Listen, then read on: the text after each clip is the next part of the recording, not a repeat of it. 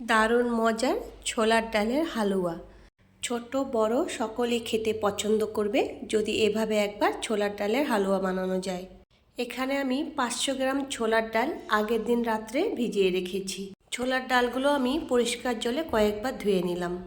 Pressure কুকারে দিয়ে একটা সিটি মেরে আমি সিদ্ধ করে নিয়েছি।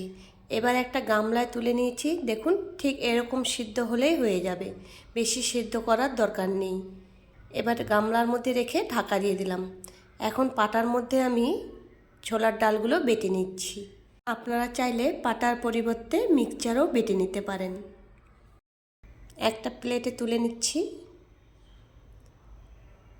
বাকি সব ছোলার ডালে আমি একইভাবে পাটার মধ্যে বেটে নেব। সমস্ত ডালগুলো আমার বাটা হয়ে গেছে। এবার একটা কড়াই বসিয়ে কড়াই গরম করে দিয়ে দিচ্ছি ঘি।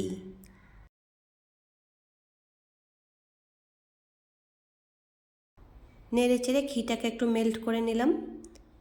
এবার বেটে রাখা ছোলার ডালগুলো আমি ঘিয়ের মধ্যে দিয়ে দিচ্ছি। নাড়াচাড়া করে ছোলার ডালটাকে আমি ভালো করে ভেজে নেব। প্রথম অবস্থায় এরকম আঠালো হলেও পরে এভাবে নাড়াচাড়া করতে করতে ডালটা কিন্তু অনেকটাই শুকনো হয়ে যাবে। এই অবস্থায় অনবরত নাড়াচাড়া করে যেতে হবে। একটু শুকনো হলে নাড়াচাড়া করতে আর অসুবিধা হবে না। এভাবে নাড়াচাড়া করতে করতেই ছোলার ডালটা একদম ছাতুর মতো হয়ে যাবে।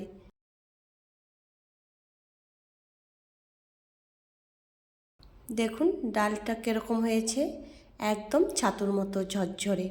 ডাল যত সুন্দরভাবে ভাজা হবে হালুয়াটা খেতে ততই বেশি মজার হবে। ঠিক এরকমভাবে ভেজে নিতে হবে।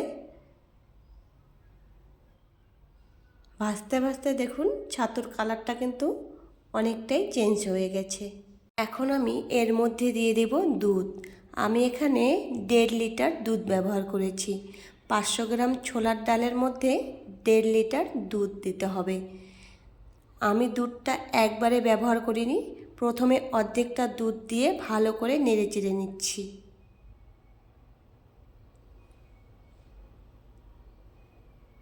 এখন আমি বাকি সম্পূর্ণ দুধটাই ছোলার ডালের মধ্যে দিয়ে দিচ্ছি।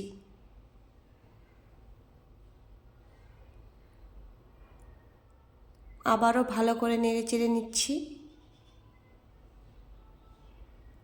এইভাবে নাড়াচাড়া করতে করতে ডালের সাথে দুধটাকে ভালো করে মিশিয়ে নিতে হবে। এই অবস্থায় নাড়ানো একদম বন্ধ করা যাবে না।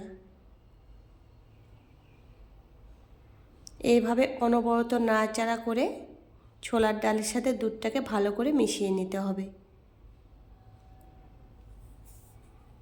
মেশাতে মেশাতে একদম ঘন করে প্রায় শুকনো করে নিতে হবে।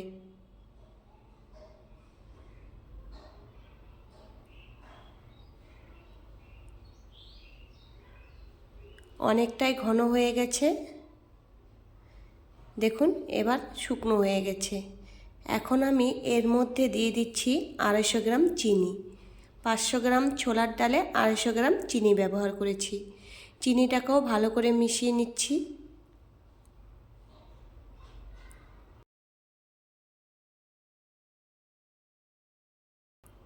চিনি মেশাতে মেশাতে দেখতে পাচ্ছেন চিনির থেকে যে জলটা বের হয়েছে সেই জলটাকেও আমি এভাবে নাড়াচাড়া করে একদম শুকনো করে নেব। এইভাবে অনবরত নাড়াচাড়া করে আমি শুকনো করে নেব।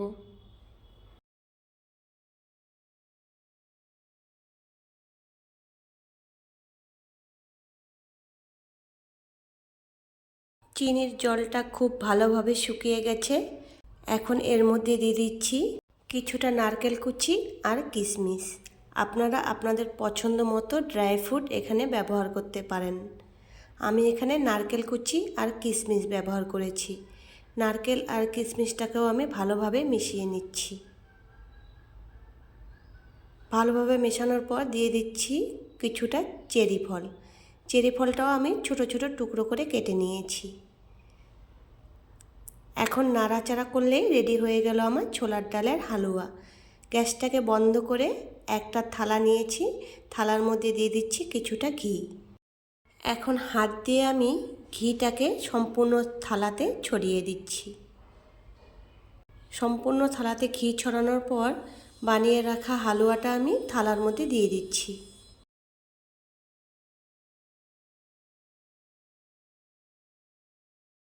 এভাবে খুন্তি দিয়ে আমি চারিদিকে ছড়িয়ে দিচ্ছি। হালুয়াটা কিন্তু গরম অবস্থাতেই থালার মধ্যে দিয়ে দিতে হবে।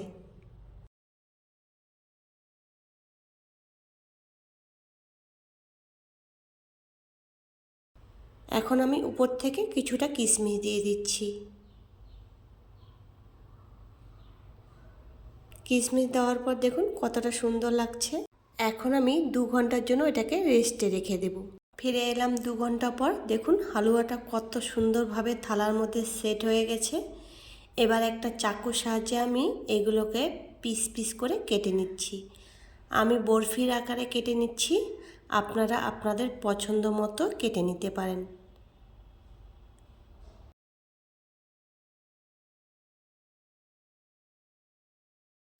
একটা তুলে দেখিয়ে দিচ্ছি কতটা সুন্দর হয়েছে। দেখেই বুঝতে পারছেন হালুয়াটা কত সুন্দর হয়েছে, আর খেতেও কিন্তু দারুণ মজার হয়েছিল। একটা ভেঙে দেখিয়ে দিচ্ছি কতটা সফট হয়েছে।